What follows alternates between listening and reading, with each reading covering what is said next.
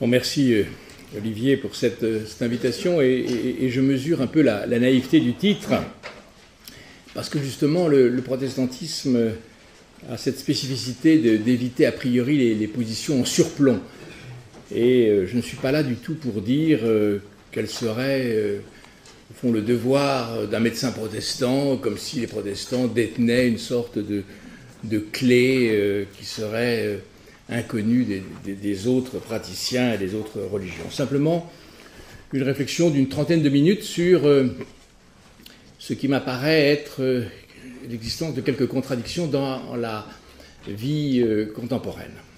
Alors, bien sûr, la médecine est loin d'être un mythe, j'en ai bénéficié, comme la plupart d'entre vous, un jour. Mais le regard que porte sur elle la société, surtout peut-être en France plus qu'ailleurs, est imprégné de mythes. Dans un livre récent, Jean-Paul Thomas a écrit la médecine comme religion. Et à partir du moment où la médecine finit par capturer le salut humain d'une société sécularisée, l'efficacité même que l'on demande à la médecine va finir par reléguer l'imaginaire du futur, de son propre futur, voire le futur collectif, à ce que la science, et en particulier la médecine, en dit.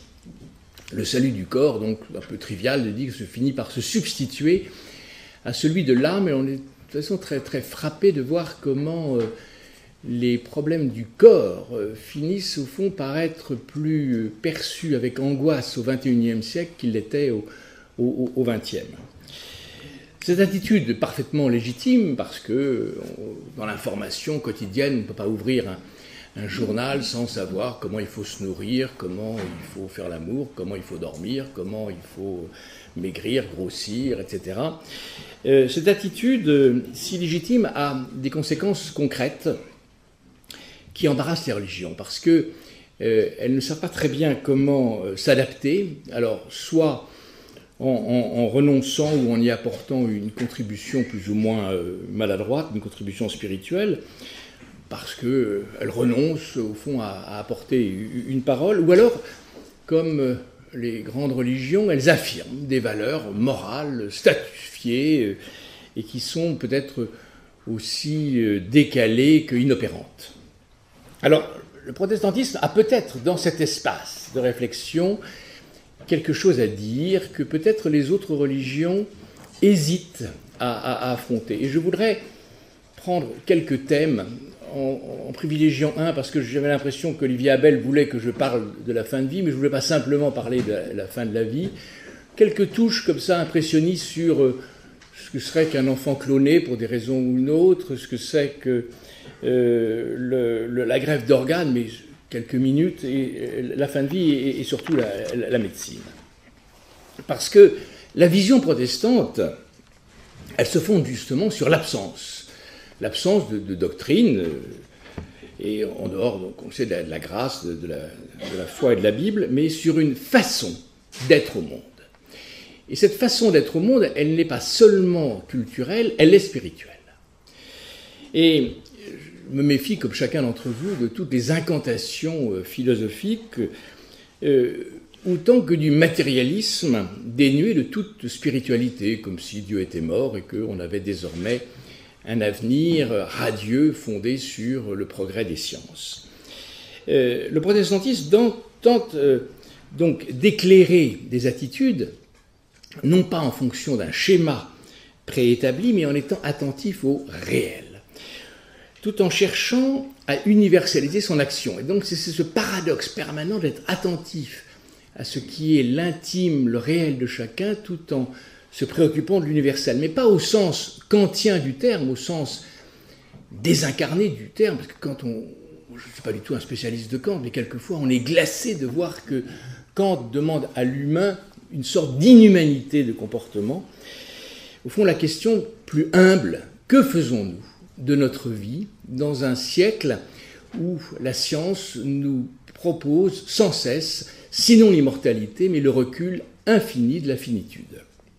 Alors, quelques exemples. On est un peu décalé dans le temps, mais il y a quelques années, on se posait la question d'un enfant qui allait mourir et dont on pourrait prélever quelques cellules souches et les mettre dans un ovocyte et cloner cet enfant devant le détresse des parents qui voient cet enfant mourir pour refaire un enfant. Et peut-être que les protestants auraient dû peut-être être plus présents dans le débat, sans pouvoir dire aux juristes, attention, vous voyez bien qu'on n'est pas dans un problème de droit, parce que le statut de cet enfant qui serait cloné, alors on chercherait des références. Je pense que c'est un problème juridique, mais qui n'a rien de spirituel. Ou simplement cet enfant qui serait contraint d'exister au profit d'un autre. La question c'est, il s'agit de ne pas faire de cet enfant qui va mourir un objet qui est remplaçable. Simplement, un humain n'est pas remplaçable. Et qu'on s'arrête là. C'est-à-dire que les protestants pourraient très très bien dire à un moment donné, écoutez, arrêtez de faire des débats juridiques, arrêtez de faire des débats éthiques, arrêtez de faire des débats scientifiques, arrêtez de faire des débats philosophiques. Est-ce qu'un être humain est remplaçable? Et puis on s'arrête. Et puis le clonage, eh bien, il disparaît de l'univers visuel. Comme les greffes d'organes, on est tout de même frappé de tous les colloques, toutes les réunions qui s'interrogent sans cesse, mais est-ce qu'il faut prévenir les parents, les enfants, est-ce qu'il faut demander que le corps... Il faudrait simplement dire que nous sommes les héritiers, dépositaires d'un corps pendant notre vie terrestre, et que ce corps, il ne nous appartient pas, et que par conséquent, l'ayant reçu, il est disponible, et que pouvoir, au fond, garder jalousement cette propriété du corps, que heureusement le droit français est un des seuls droits au monde à considérer comme une non-propriété, mais il gêne un petit peu le droit, il faut demander... Je trouve que, au fond, la seule chose que l'on puisse dire à la communauté humaine, c'est que notre corps, le jour où il est malade et qu'il est mort, il est, dans la mesure où nous ne sommes pas des antiquités vieillissantes, il est disponible. Et il est disponible parce que nous sommes simplement les dépositaires transitoires. Et peut-être que cette non-sacralisation du corps est peut-être une parole protestante qui pourrait pas s'incarner. Alors, j'en viens à la fin de vie, parce que l'actualité a voulu que le président de la République me demande de présider une commission sur cette question, qui était une question tout à fait passionnante, et j'étais frappé de voir justement que les religions étaient absentes. Et en même temps, il y avait une intelligence des citoyens 1000 fois plus grande que toutes les paroles religieuses, les paroles institutionnelles, médicales, scientifiques. Les citoyens français avaient quelque chose à dire, et cette parole des citoyens contrastait avec un silence très impressionnant de toutes les églises, fussent-elles islamiques, juives, protestantes ou catholiques. Le président de la Fédération protestante peut dire quelque chose, mais dans la société, je parle non pas dans l'espace médiatique, mais dans les petits groupes qui, effectivement, se sont constitués pendant 4 mois dans la France entière, quasiment jamais les religions ont proposé un thème de réflexion. Alors, entre la médecine qui s'acharne de façon parfois déraisonnable, ou alors qui propose de mettre fin à la vie de façon très, très radicale, et les religions dites du livre, qui proclament que la vie est au-dessus de tout, le protestantisme s'interroge, peut-être, et j'avais l'impression, au fond, que dans cette mission, j'avais, non pas une référence, mais j'avais un guide, qui était ma culture protestante, sur la liberté des personnes, mais aussi sur le sens de cette liberté au sein des institutions qui nous protègent. Liberté, on l'a dit ce matin aussi, qui est fondée sur une responsabilité qui engage, c'est-à-dire de la capacité de chacun à pouvoir éprouver sa liberté en répondant de ses actes, et celle de la réponse, et en l'occurrence c'est la médecine, de répondre à l'attente de la demande d'autrui. Et peut-être dans ce domaine, savoir que les lois sont faites pour l'homme, et dans Marc 2, 27, Jean-François Collange rappelait que la loi n'est pas faite, l'homme n'est pas fait pour la loi, mais la loi est faite pour l'homme. Et donc, les protestants, ça rejoint un petit peu le problème du clonage et des greffes d'organes, pensent que l'homme ne peut jamais se réduire à un contexte biologique ou à un contexte vitaliste. Il demeure, et nous sommes chacun une sorte de réseau, de mélange instable et très mystérieux, évolutif d'ailleurs durant toute la vie humaine, et qui est, entre nature et culture, c'est un truisme, mais une réalité génétique, biologique dont on a hérité, mais en même temps un environnement social et spirituel. Au fond, un être humain se construit autant qu'il hérite de ses gènes, et sa vie est faite autant d'échanges que de processus vitaux. Et d'ailleurs, c'est pour ça que dans le rapport que nous avons rendu au président de la République, nous avons appelé ça la fin de vie, et en impliquant la solidarité, c'est-à-dire comment la fin de vie ne nous appartient pas seulement à nous-mêmes. C'est pourquoi une médecine triomphante, qui sait ce qu'est le bien du malade, et de celui en particulier qui va mourir, finit par être insupportable. Elle finit par être insupportable aux personnes les plus vulnérables, c'est-à-dire, au fond, quelles sont les personnes les plus vulnérables que celles qui vont mourir? Quand nous allons mourir, nous sommes dans une situation au fond, comme à la naissance, de totale vulnérabilité. Nous sommes dépendants de structures, et on le voit très très bien actuellement, au fond, nous sommes dépendants au mieux de la science. Et que le risque à ce moment-là, c'est de penser que la science ne s'intéressera pas à notre détresse. Et peut-il y avoir une position protestante sur la fin de vie? Autrement dit, une position en surplomb, comme si les protestants détenaient la bonne réponse, qui se voudrait détentrice d'un universel.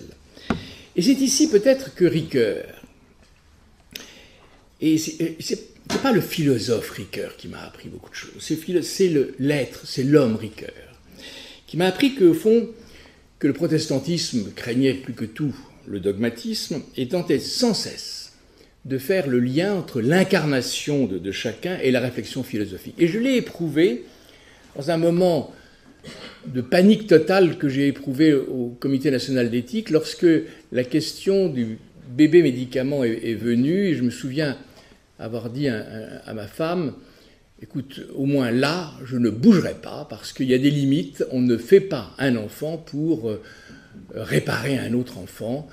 Un enfant doit être fait pour lui-même et non pas. Et dans la désarroi dans lequel j'étais, incapable de sortir le comité d'une sorte de conflictualité permanente, j'ai été voir Paul Ricoeur.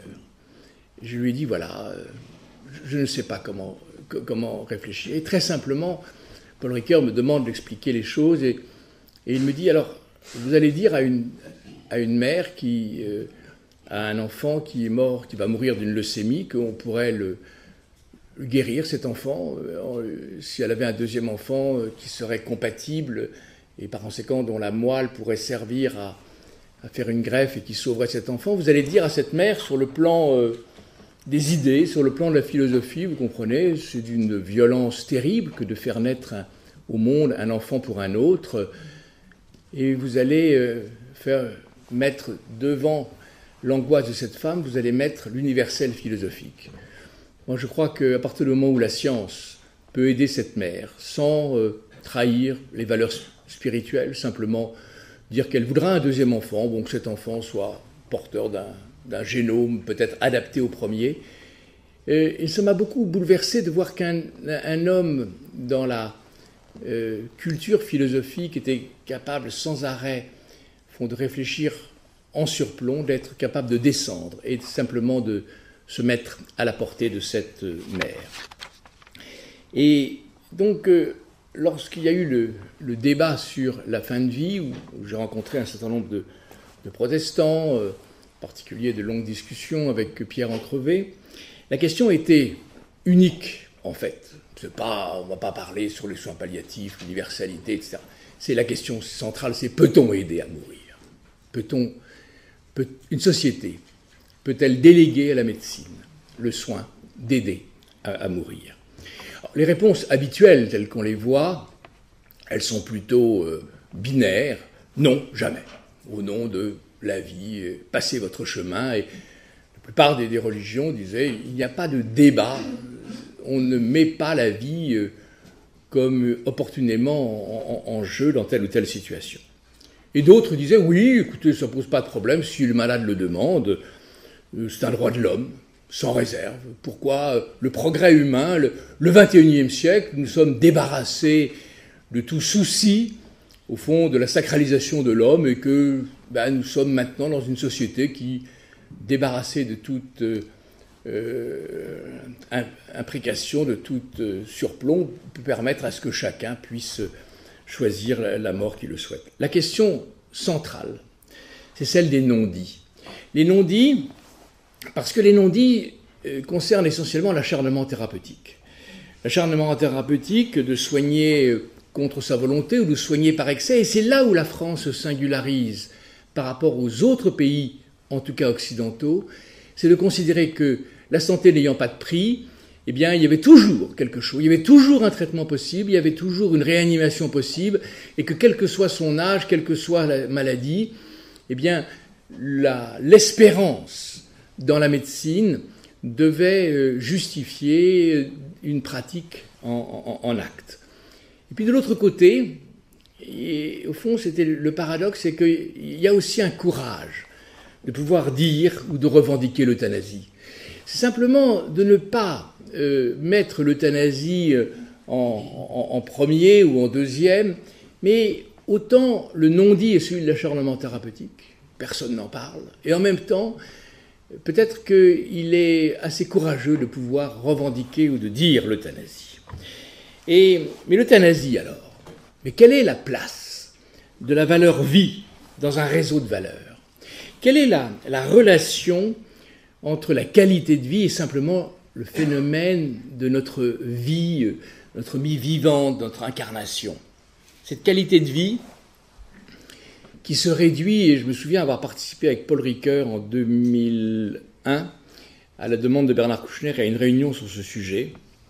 Et je me souviens que Paul Ricoeur disait, mais au fond, quelle qualité de vie quand tout se réduit à une hétéronomie tragique.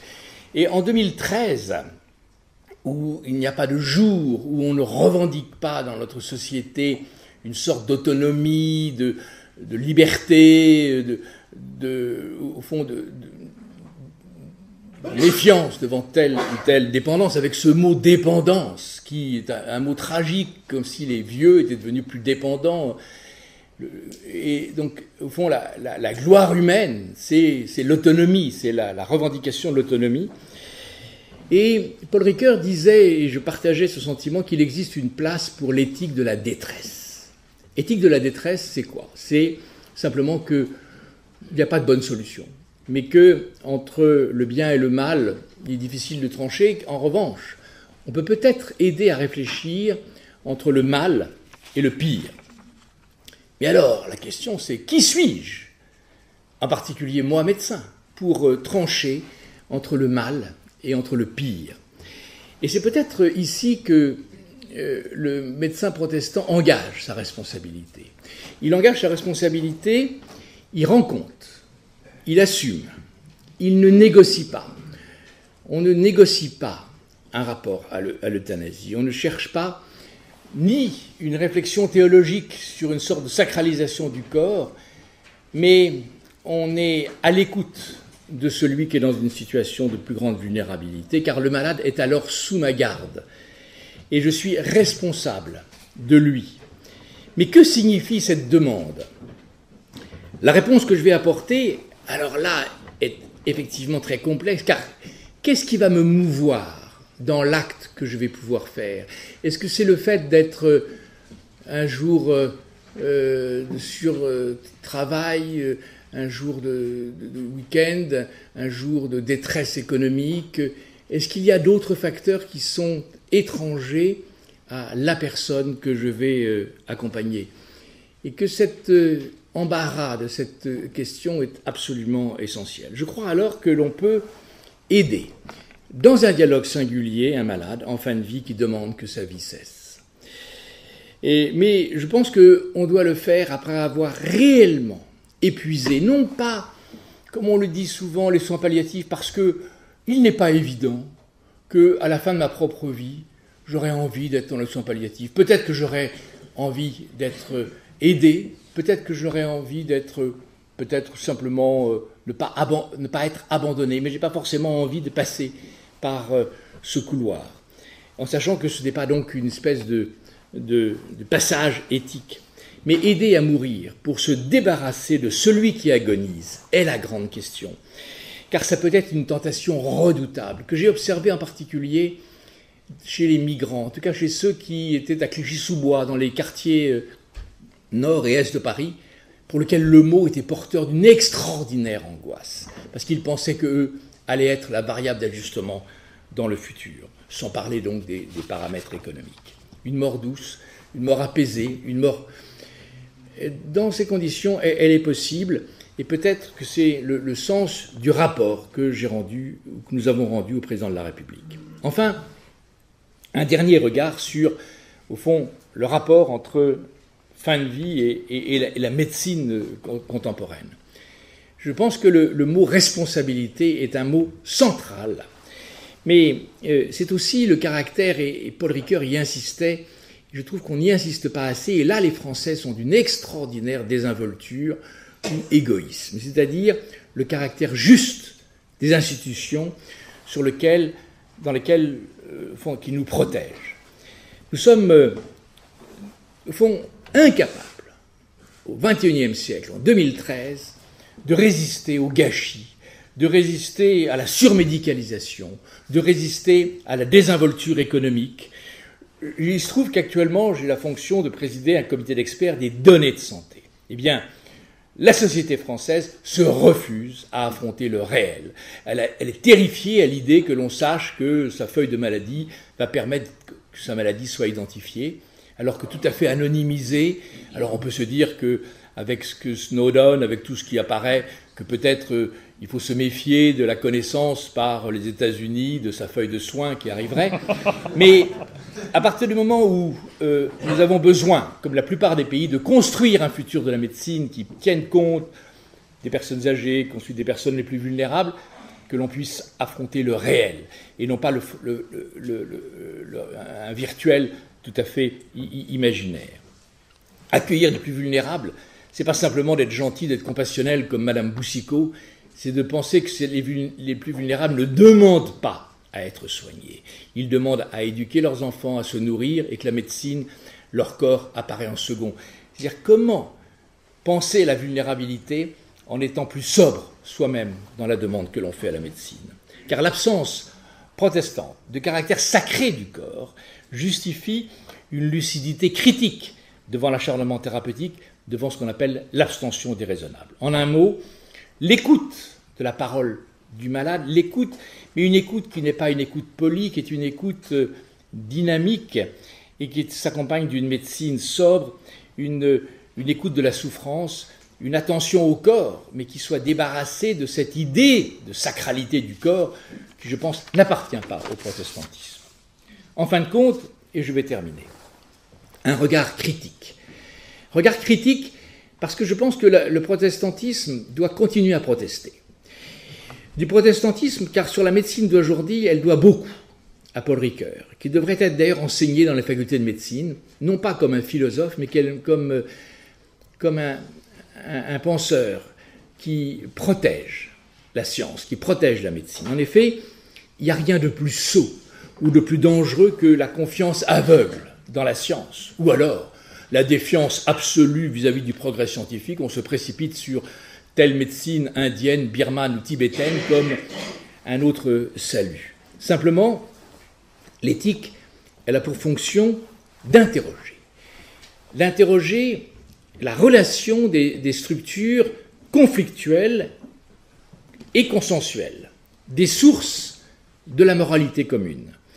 Il y aura toujours des désaccords, même entre médecins, ou entre malades, entre ce que l'on demande à la médecine, mais il faut tout faire pour que ces désaccords soient parlés, soient raisonnables. Entre le jugement médical prudentiel, qui finit par être obsédé actuellement par cette étrange ovni qu'est le principe de précaution dont il faudrait, à mon sens, se débarrasser individuellement, non pas sur le plan de l'agriculture, mais peut-être sur le plan de l'individu, qui tente de soulager, bien sûr, toute souffrance dans la confidentialité de la relation et qui respecte autant l'intime de soi que l'intime du médecin, l'estime du malade que l'estime du médecin, eh bien, il y a d'autre part le jugement normatif. Le jugement normatif parce qu'il y a des progrès de la médecine, il y a des revues médicales, il y a une sorte d'establishment d'une connaissance médicale de 2013 qui n'est pas celle de 2012, qui n'est pas celle de 2011 d'ailleurs, dont il faudrait quelquefois se méfier d'ailleurs dans cette accumulation de connaissances nouvelles, ou déontologique, qui respecte donc les acquis scientifiques, les lois, qui respectent le secret médical. Je pense que c'est une donnée absolument fondamentale de notre communauté humaine. Il y a place.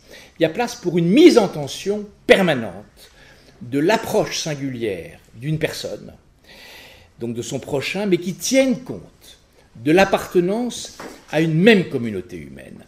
Au fond, c'est ce sentiment.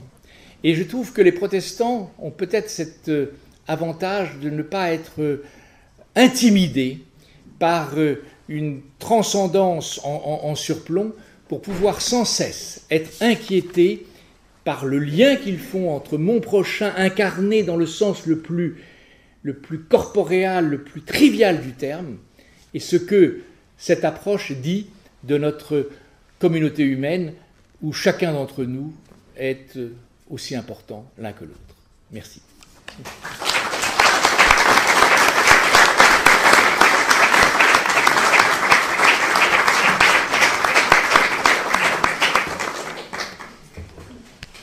Merci Didier.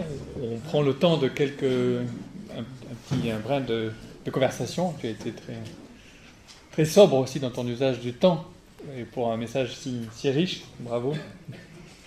Donc voilà, là, si quelqu'un a envie de retentir, de prolonger sur un point ou sur un autre, c'est vrai que le titre même du concert récit qui suit, « Je ne suis pas là pour mourir », est un écho à certaines des choses que tu as dites. C'était justement, on a beaucoup parlé de Ricoeur, peut-être un peu trop aujourd'hui. Là, je parle de. C'est vrai que il insiste à la fin de sa vie. Je me rappelle, il disait mais je ne suis pas mourant. À qui il va se dire mourant? Je ne suis pas là pour mourir.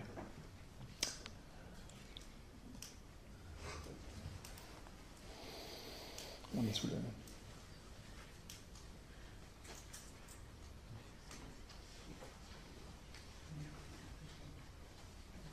C'est pas obligé qu'il y ait des échos. On peut ne pas être d'accord. On peut ne pas être d'accord. Est-ce que... Oui, pardon. Oui, peut-être, pardon. Peut-être sur la question de la loi, le rapport à la loi. Ah non, allez-y, non. Monsieur Sicard, vous avez beaucoup insisté sur le soubassement philosophique et spirituel aussi de vos positions dans le cadre du comité consultatif d'éthique. Et nous nous doutons qu'il y aura eu beaucoup de discussions et certainement de dissensions entre vous. Et bien, j'aimerais savoir si vous êtes arrivé à un consensus malgré cela. Tout à fait. Très simplement, je n'ai pas appelé Paul Ricoeur au comité comme un maître à penser, mais simplement il a permis que ce passage entre la réalité de ce que certains médecins proposaient à des femmes en détresse à l'occasion de leur enfant et la capacité d'une société à garder confiance dans ce qu'était un être humain qui n'était pas instrumentalisé par la science, a fini par donner lieu à un avis dont je pense qu'en 2013, il a été adopté de façon consensuelle.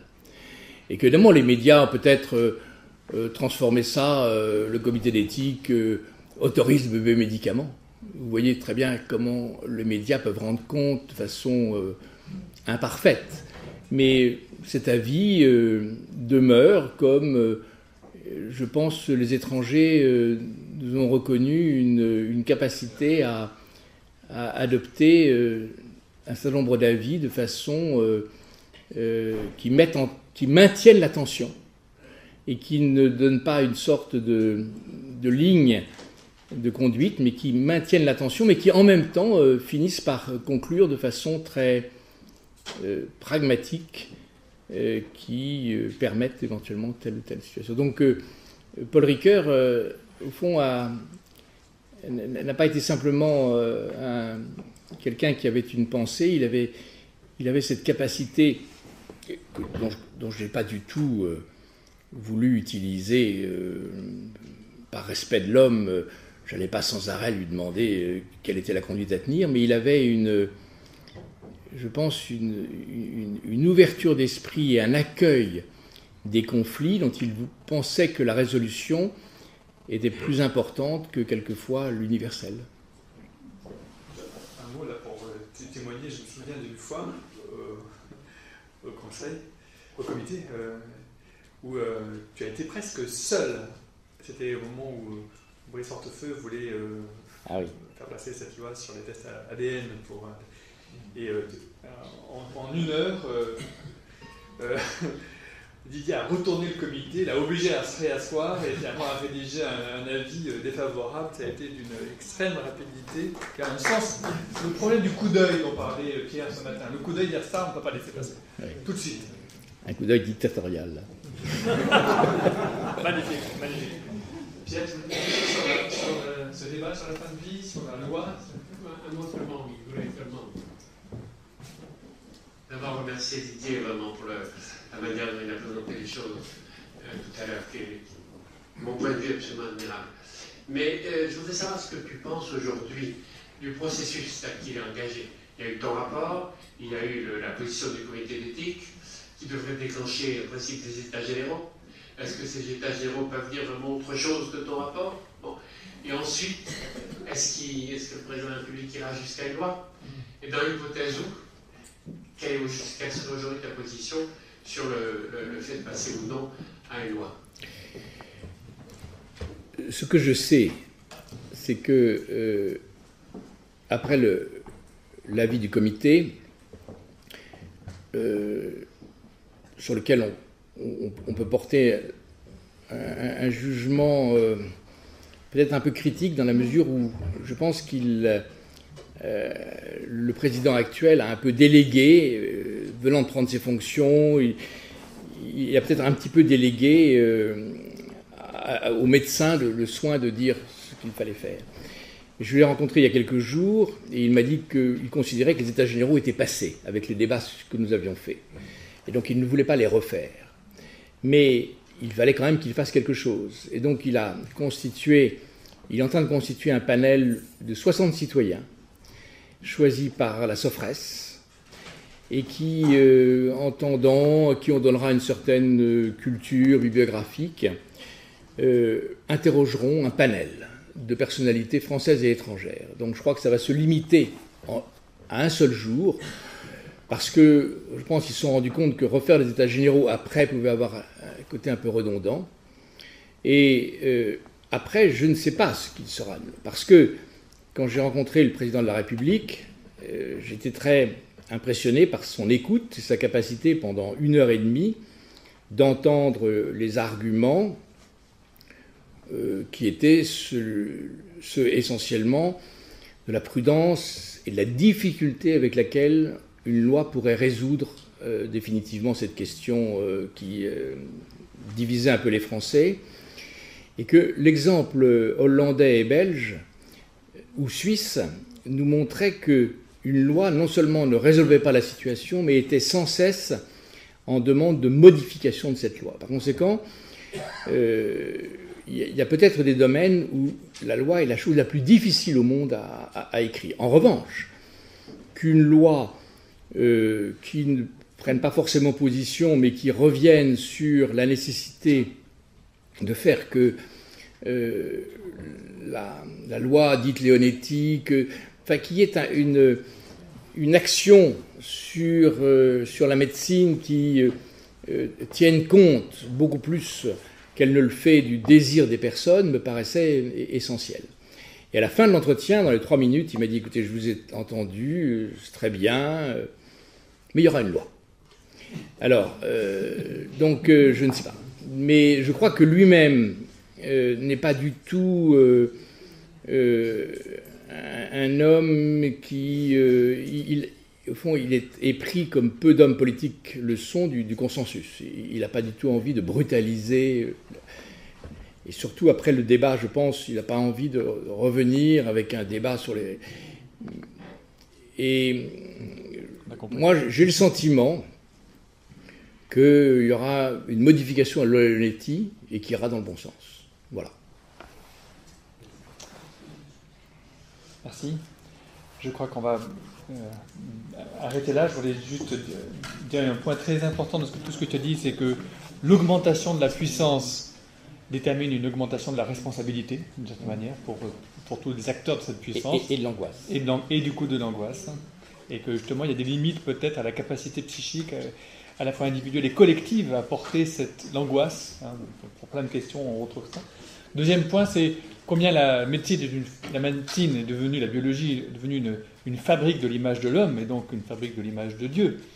Et que pour nous, là, théologiquement, il y a une résistance que j'ai sentie très forte chez toi, en disant non, nous n'avons pas d'image, nous ne pouvons pas mettre la main sur cette image, à la fois dans le sens de la singularité de chacun, je dirais insubstituable, irremplaçable, et à la fois dans la dimension de la commune humanité, qui est, j'allais dire, plus vaste, qui nous rend commun de manière anonyme, si je peux dire, avec n'importe quel autre. Donc je crois que merci beaucoup pour cet exposé brillant.